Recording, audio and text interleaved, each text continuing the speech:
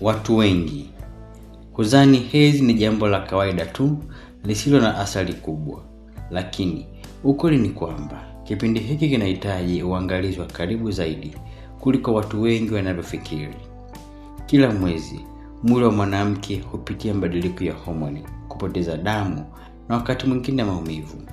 Na kama uchukui tahadhari sahihi, unaweza kujikuta unajiweka kwenye hatari za kiafya bila kujua. Katika video hii tutaangalia mambo muhimu ambayo hupaswi kufanya wakati wa siku zako ili kulinda afya yako ya uzazi, kupunguza maumivu na kuzuia matatizo ya muda mrefu. Utakuwa nami Daktari Lenny Komba nikukuletea mada hii kwa undani. Kama ulikuwa bado kujiunga nasi, bonyeza alama subscribe kisha kengele pembeni yake. Usafi wa mwili ni jambo la kwanza na muhimu zaidi wakati wa hedhi. Wakati huu mwili unakuwa katika hali nyeti zaidi na mazingira ya damu yanaweza kuwa rahisi kwa bakteria kukua. Kukosa usafi au kutumia pedi kwa muda mrefu bila kubadilisha kunaweza kusababisha maambukizi, harufu mbaya au muwasho. Ni muhimu kubadilisha pedi kila baada ya masaa 4 hadi 6, kutumia maji safi ya vuguvugu na kuhakikisha sehemu za siri zinabaki kuwa safi muda wote. Kosa lingine linalofanywa na watu wengi ni kubaki na pedi muda mrefu kuliko inavyopaswa. Watu wengi hufikiri kwamba kama damu ni kidogo basi hakuna haja ya kubadilisha pedi mara kwa mara. Lakini ukweli ni kwamba bakteria huanza kukua mara tu mazingira yanapokuwa na unyevu pamoja na damu. Hii inaweza kuleta maambukizi na usumbufu mkubwa wa kiafya. Matumizi holela ya dawa za maumivu pia ni jambo la hatari. Ingawa maumivu ya hedhi ni ya kawaida, kutumia dawa bila ushauri wa daktari kunaweza kuathiri tumbo, figo na hata kusababisha mwili kuzoea dawa.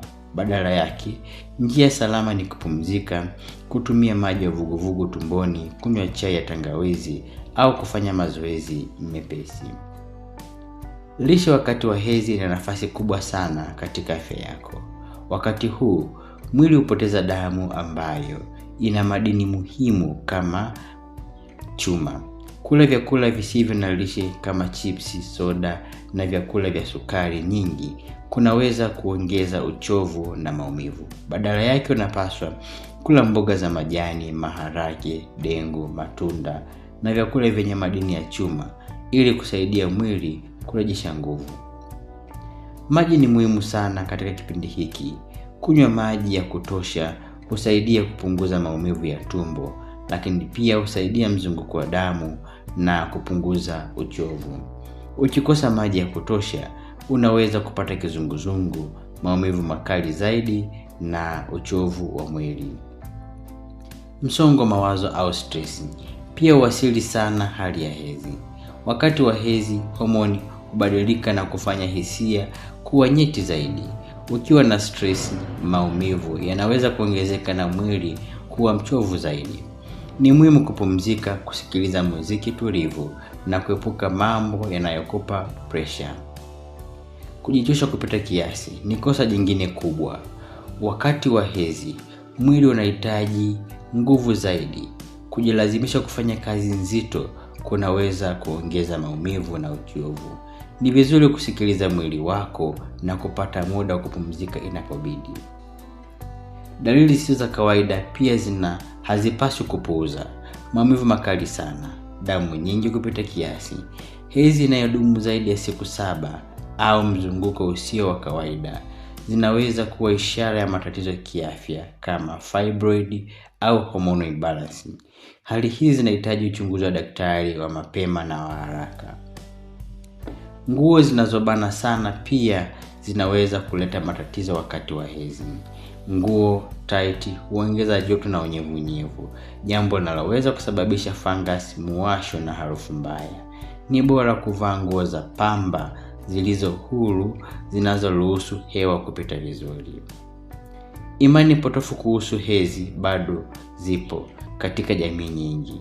Baadhi ya watu huamini kwamba mwanamke wakati wa hedhi ni najisi au hawezi kufanya shughuli fulani. Hizi ni imani zisizo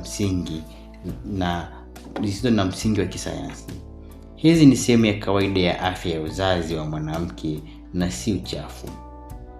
Mwisho, usingizi ni sehemu muhimu sana ya afya yako wakati wa hedhi. Kukosa usingizi kunaweza kuongeza maumivu, kubadilisha hisia na kufanya mwili uchoke zaidi. Ni muhimu kupata usingizi wa kutosha kila siku. Kwa ujumla, hedhi si adhabu wala udhaifu. Ni sehemu ya kawaida ya maisha ya mwanamke. Lakini jinsi unavyojitunza katika kipindi hiki ndivyo huamua afya yako ya baadaye. Ukiepuka makosa haya, kupunguza maumivu, utaepuka maambukizi na utaishi maisha yenye afya bora zaidi. Kumbuka, mwili wako ni muhimu.